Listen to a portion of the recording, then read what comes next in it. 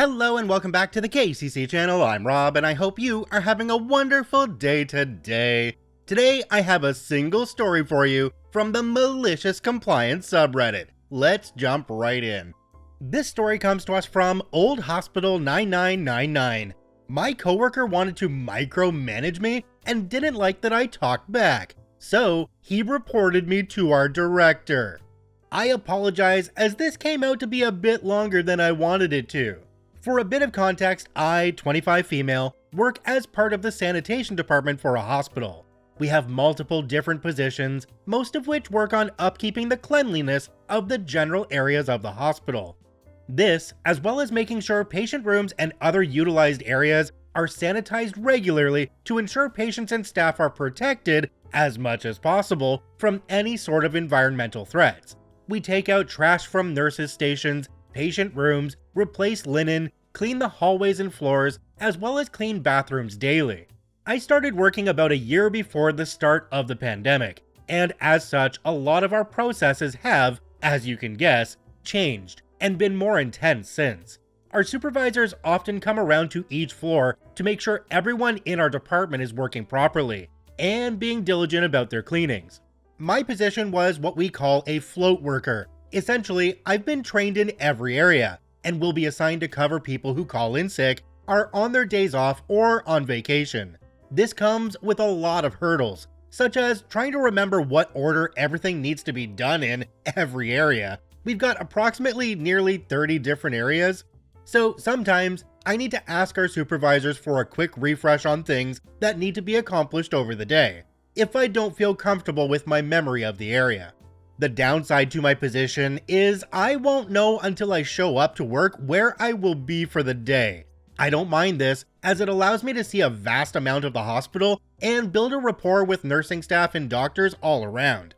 Usually, if I'm covering for someone's vacation or time off, I will know ahead of time, as my posted schedule will have me in their position for that time. Now, on to the story. About a year and a half ago, I was scheduled to cover one of our guys who works in the operating room, or OR for short, for about a month. For a little more context here, our OR team consists of 4 people. One person comes in at 6, my position which came in at 8, and 2 other positions that come in at 9 and 11. Now, I didn't mind this, as I was well acquainted with the staff there, and the area in general, since for a while I was set to cover the same person at least twice a week at the beginning of the pandemic. On top of that, working for the OR usually came with a fair bit of free time, since there wasn't a whole lot to do other than ready the room for the next patient that would be coming through. And the stuff you were assigned to do other than those rooms were usually finished before your first break anyway. There was one downside: Steve, 56 male. Steve was our afternoon guy. He came in at 11 and ended shift usually at 7:30, but later if the OR dictated it. He's a scumbag, the sort of person who thinks LGBT people are just mentally ill, and has told me at least twice that I am not built for working, and that I should be in the kitchen at home preparing dinner for my husband. I am a very open lesbian, and he refuses to accept it. This, paired with him being the epitome of a teacher's pet. You did something just a little too slow, he called our supervisors. Overrun with work and you couldn't get to your secondary tasks right away, he called our supervisors. Went to your break just a little bit late because a patient finished surgery 5 minutes before you were supposed to sit down and relax for a tiny bit, well, you can guess what he would do. Steve was the reason not a lot of people like to learn how to work the positions in the OR. If the constant calling of supervisors wasn't enough, which, trust me, it is for most people, he would insist on commenting on how you did things, try to teach you better ways of cleaning if you weren't being absolutely efficient. He would harass people constantly, especially the women, asking them if they had done this or that, and most of all, he loved to try and boss everyone from our department around.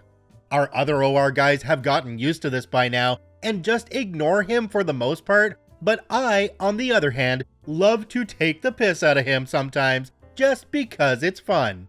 The first week of my month-long stint in the OR went without most of a problem from Steve, as I am normally very diligent about my work anyway, so I don't leave stuff too long to give him any reason to talk to me. The second week is where the malicious compliance truly takes place. It was one of the busiest weeks of the OR for the year, where we would normally average just under 35 cases a day in our 10-room OR. This week, we averaged 52 a day. Cases were concluding in record time, as the nurses and doctors wanted to get the heck out of Dodge before any extra cases could be added on. This meant that our little team of 4, myself, Steve, and 2 other guys, were cleaning a room right in time to then clean another room. This was the most stressed I'd seen any of these guys be, but Steve worst of all. At around noon, rooms were coming out and our early shift guy had just come back from his lunch, which he had to take an hour and a half late because of all the cases.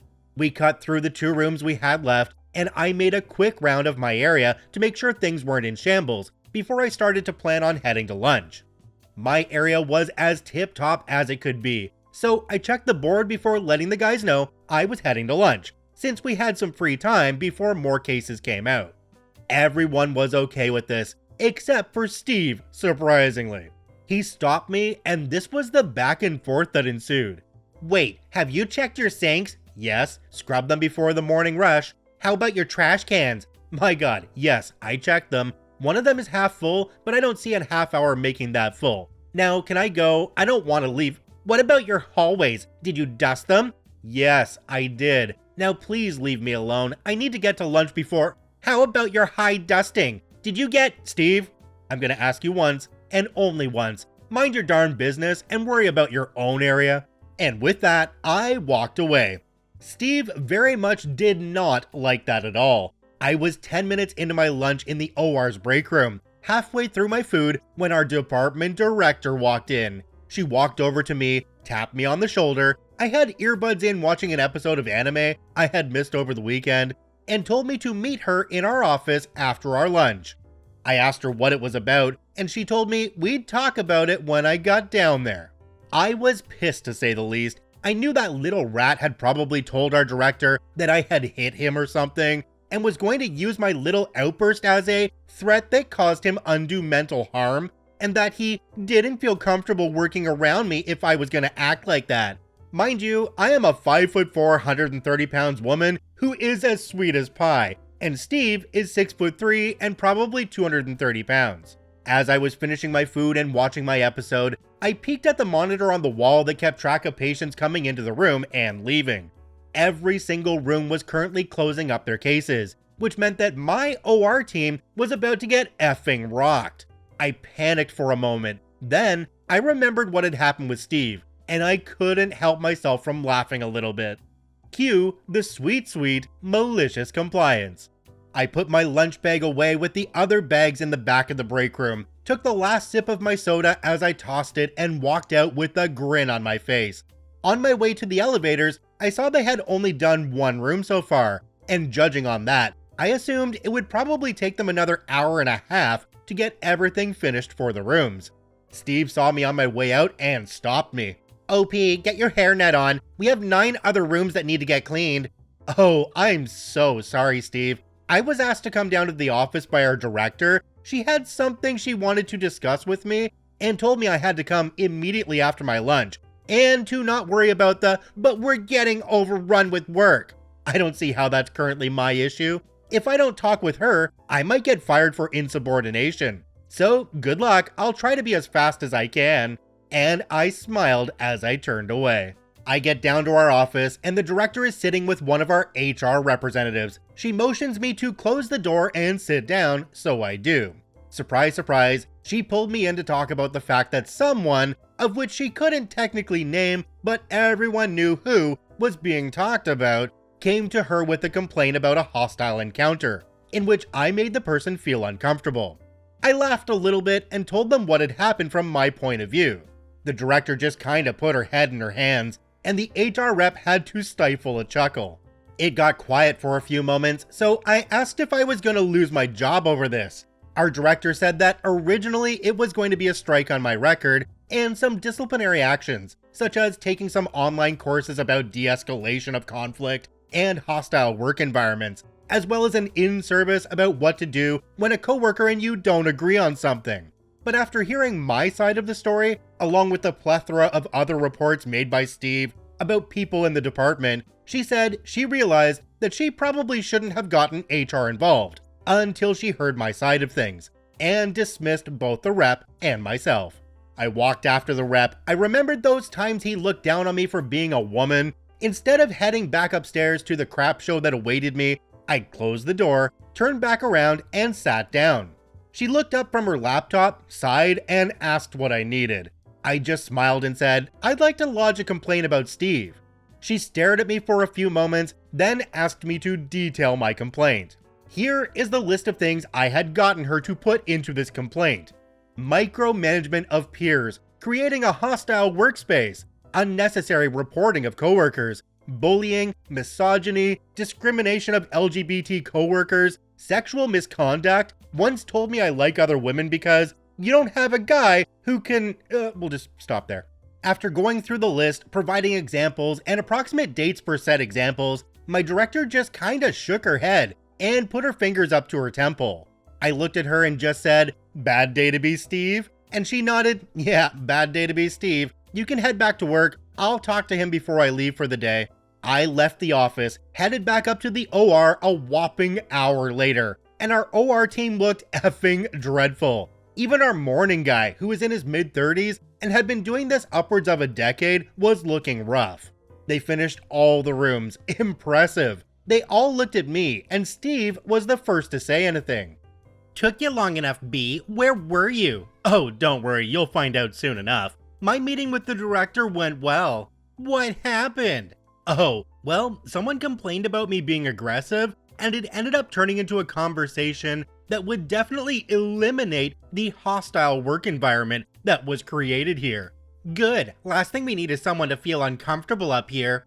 "Of course, Steve. Wouldn't want anyone to feel attacked or anything, right? Also, Steve, I have a question for you. Have you checked your break room yet? Last I saw, the trash was overflowing onto the floor." Steve left in a panic, and the other three of us laughed. The fallout. Now, so far it might seem like this belongs on Nuclear Revenge, but sadly the fallout wasn't what I was hoping, but it was still sweet to hear. I was informed from our director about what had happened with Steve. Since I was the person who levied the complaint, I was entitled to hear about any actions taken to correct what I had complained about, in an attempt to let me see that action was taken on my behalf. She said he would have been outright fired if I wasn't the only one who levied these complaints. While they took it seriously regardless, without other women stepping forward to say anything, they couldn't fire him off of my complaints alone. That being said, Steve was still reprimanded hard and was slapped with 2 strikes. 3 strikes get you fired, and a year worth of online learnings and in-service trainings for things such as discrimination, misogynistic reform, LGBT learnings, etc. He was also told if it was reported he said anything close to what he said to me again, he would be fired and blacklisted from hospitals in the state. In good news, since then, I have become a lead for our day shift. While I maintained my float status, covering people who were sick and whatnot, I did gain a few more dollars an hour, some leadership responsibilities, and most important of all, a fancy title to tell Steve to F off with. Jumping down to the comment section on this one, there's one from a user called Nestling12. It says, "Took you long enough, B. Where were you?" See, I'm not one to report folks, but if he'd told me this, I would have turned right back around and reported him for this as well. Call me a B? Dude, that wasn't me being a B, but I can show you what one looks like. Yeah, that's exactly it. It's more fuel for the fire to take down to HR, and I think I would have gone back down there and reported that as well. It's really a hostile environment, and with all the information that OP brought to HR, I'm really surprised that they didn't can him on the spot. I guess in this day you need to have more proof, more than a he said, she said situation, but I honestly don't know for sure because I've been out of the real working world for over 4 years now. One more really quick point at the end of this video. I apologize I haven't posted for like 6 days, but I just got confirmation that what I had over the last little while is strep.